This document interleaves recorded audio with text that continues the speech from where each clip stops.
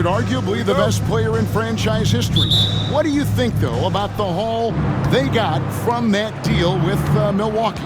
It was essentially two trades. One, moving Damian Lillard to Milwaukee, and then part of that package was Jrue Holiday. They sent to Boston. So in total, 3 first-round picks, 2 swaps, some good young players, and DeAndre Ayton. The Portland front office believes that they are building for the future, and with these draft picks, with the swaps, and DeAndre Ayton, they feel like they have the makings of some talent to move forward. Young team, nice team with a lot of room to grow. Good point. Let's take a look at our starters for Portland.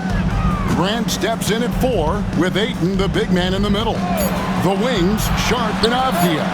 And it's Simons in at the point guard position.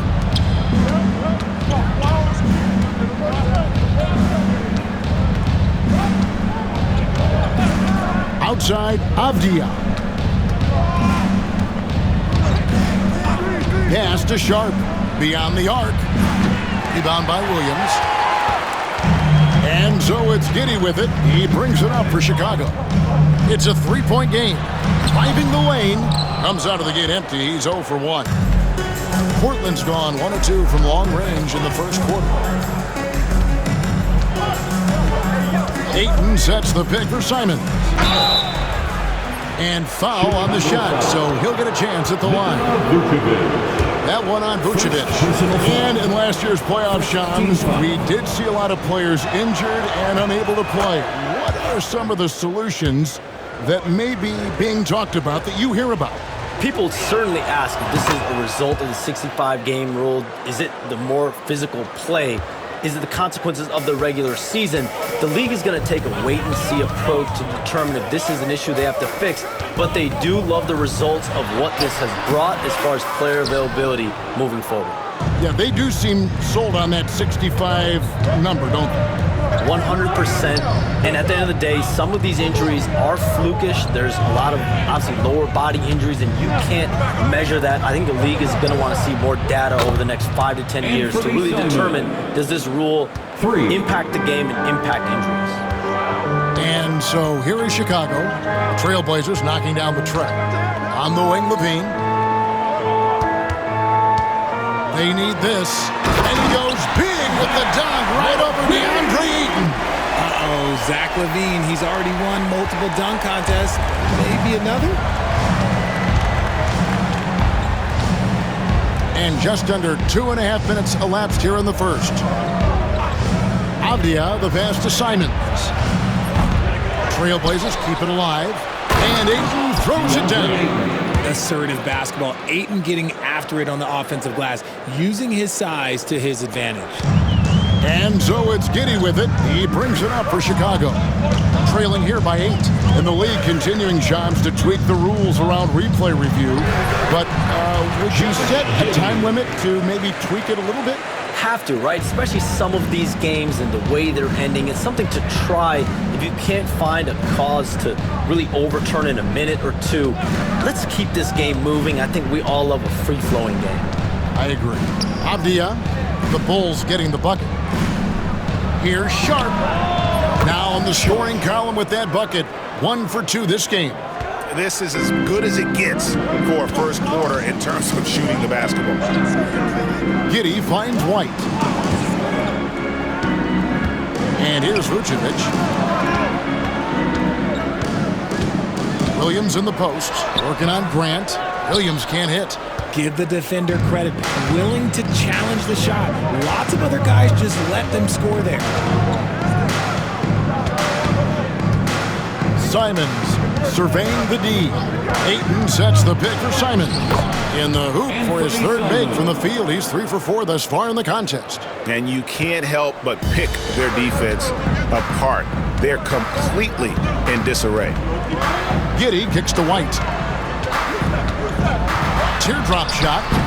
And it's Portland with the rebound. Ayton's got rebound number 5 here tonight. And you look at the way the league is moving now, Shams, are there less big trades than when you started or more? Perhaps a little bit less, but listen, the league is trying to keep parity in this league and allow teams to be able to keep their homegrown stars. There's always going to be plenty of interest, and that level of interest, not only from players from competing teams, but fans' interest it's never been higher. And there's never any hesitancy, right? If a team feels they can get better for whatever reason and however they do it, I don't think there's any hesitancy to pulling the trigger. Particularly when you're on the cusp of potentially winning a championship or competing, whether it's competing for playoffs, competing for a title. If you can make one move that takes you from point A to point B, teams and general managers want to do it. Well said. Sharp finds Simon. Off target from three-point range. And you could tell he thought that triple was going to fall. And it's White missing. Well, the defense didn't have any impact on that shot, but somehow he still misses it. Sharp, the pass to Simons.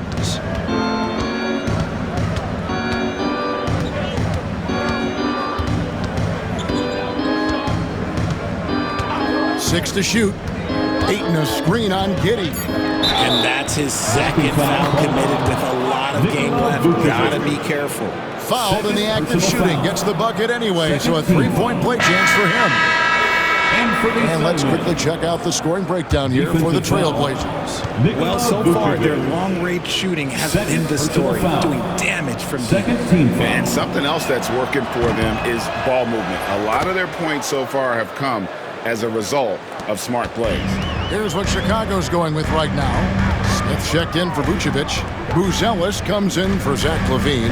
And it's Dosunmu in for Josh Giddey. Here's Buzelis. And he drops in the layup off the glass. Here's Simons. A 12-point game. Pass to Sharp. Back to Simons for three. That's another one for him. His fifth in just 7 shots. For three. This quarter has been all his. I suggest they keep the ball in his hands. Now here's Dosunmu, defended by Sharp. Dosunmu, the pass to Smith. No good on that one. Some solid defense from Ayton. To the paint, here's Grant. And it's White with the rebound. Bulls trail by 15 on the wing. Williams from deep. He's now 1 for 2 with that bucket. And a solid playmaker. White has a great sense for when he should look to give it up. Simons with the ball. He's got 16. The shot by Sharp. Nobody around. Outside, Avdia. It's stolen by Buzelis. In transition, here come the Bulls. And he uses the glass on the way. Buzelis has got his second basket of the game. Yeah, what a nice play. Just a coast-to-coaster by himself off of that steal. And so it's the Portland Trailblazers going into the break with a 10-point lead. They've done a lot of great work from long range. We'll return shortly.